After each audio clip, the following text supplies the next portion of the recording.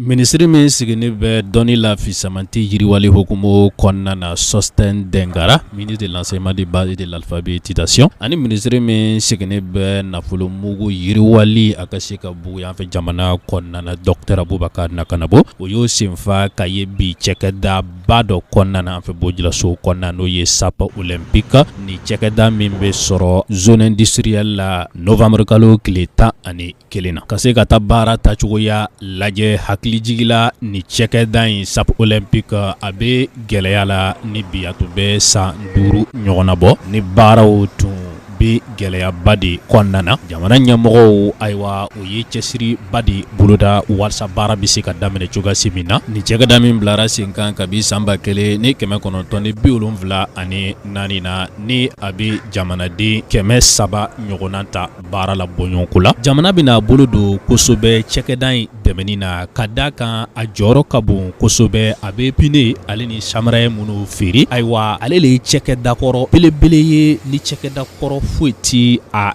ɲɛfɛ an fɛ jamana kɔnɔna na, wa nafaba de bi a la sɔrɔ fan fɛ ani jamana yɛrɛ ka nafolomugu yiriwali hukumu kɔnɔna na. Dr Abubakar Nakanabo, ministre de l'économie et des finances. Au regard de la volonté d'aller de l'avant de l'équipe dirigeante, l'État peut accompagner pour rendre la société encore plus forte.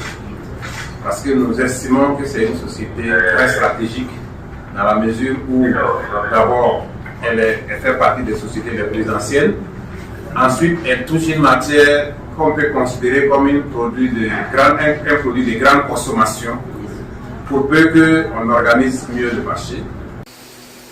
Wa n'a fɔra ko moto ani vélo ka ca anw ka jamana na, nka a pinew ni olu le bɛ bɔ kɔ kan caman kana faso kɔnɔna na ka sɔrɔ a usine bɛ sɔrɔ an fɛ. A bɛ gɛlɛya caman de don feere la ni usine yɛrɛ bɛ se ka don problème belebele kɔnɔna na, o dɔ ye concurrence déloyale. Wa ministre ɲɛmɔgɔ ni jamana ɲɛmɔgɔ y'a ɲini sisan cɛkɛda minnu bɛ sɔrɔ sigi anw fɛ jamana kɔnɔna na, ni olu ka fɛnw ma ban olu de bɛ sugandi fɔlɔ. Ni o nɔgɔyara a bɛ sɔrɔ ka an bolo si kɛnɛma ta ma. Wa an ye hakili jagabɔ kɛ ni ɲɛmɔgɔ ye walasa an bɛ se ka fɛɛrɛ minnu bila sen kan. I n'a fɔ a bɛ fɔ ko mɔbiliw bɛ ka caya sisan an fɛ jamana kɔnɔna na. SAP Olympique yɛrɛ bɛ miiri cogo di ka fɛɛrɛ kɔrɔw bila sen kan, mɔbili yɛrɛ pine ka se k'o fɛnɛ lagla en fait ni o bɛɛ lajɛlen bɛ miiriya kɔnɔna na. Sanu Adama, directeur de la société SAP Olympique. Autour donc de la situation actuelle de la société qui rencontre un certain nombre de difficultés existentielles dont l'origine est principalement due à la concurrence déloyale sur son marché.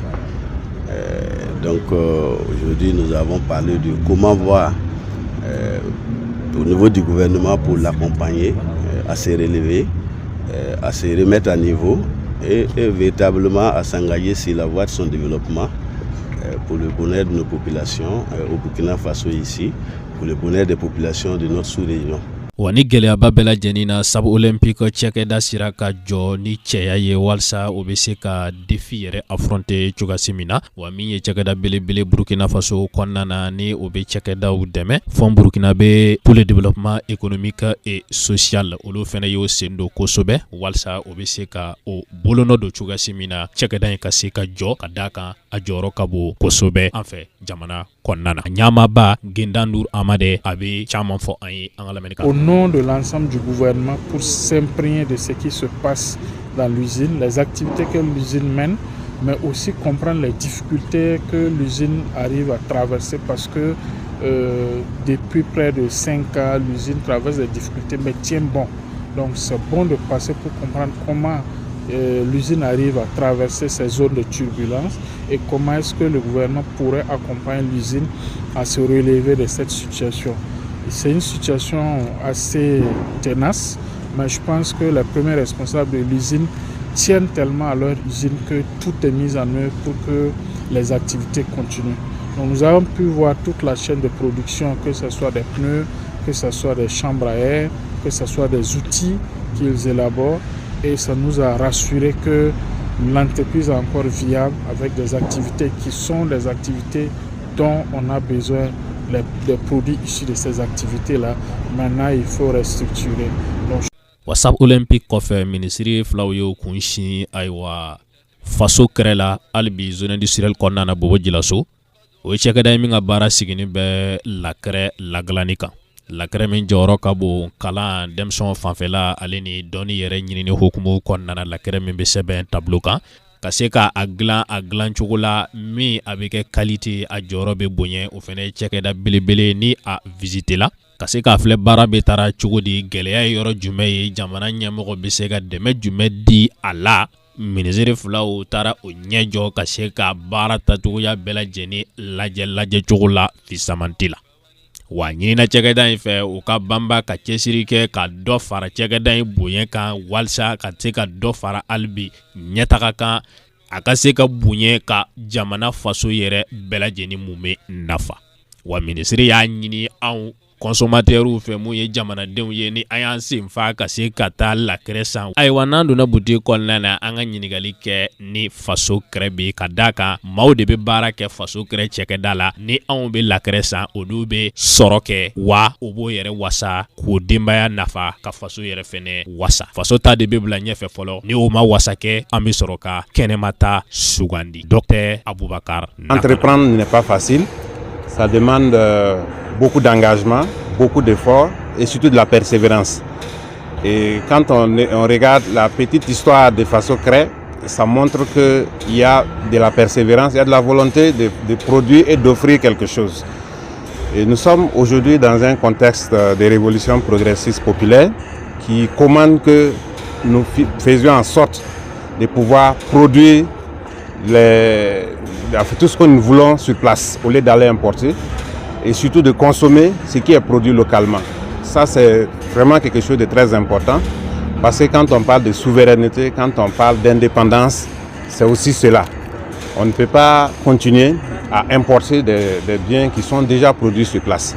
Donc nous sommes venus encourager les promoteurs et voir avec lui comment il peut toujours continuer à améliorer la qualité de ses produits pour satisfaire le marché. Mais surtout dire qu'il faut que le marché se disent que le produit burkinabé, c'est le produit qu'il faut consommer. Donc quand vous partez à la boutique pour acheter la craie, vous devez d'abord demander est-ce qu'il y a Faso Cré. Si on dit qu'il n'y a pas Faso Cré, là vous pouvez prendre les autres. Mais s'il y a Faso Cré, vous prenez d'abord Faso Cré. Quand vous prenez Faso Cré, non seulement vous contribuez à créer de l'emploi, vous avez vu quand on est rentré, il y a des jeunes qui sont en train de travailler, c'est de l'emploi qui est créé sur place. Et si on n'achète pas à Faso Cré, on va importer. Si on importe, ce sont des devises qui sortent du pays.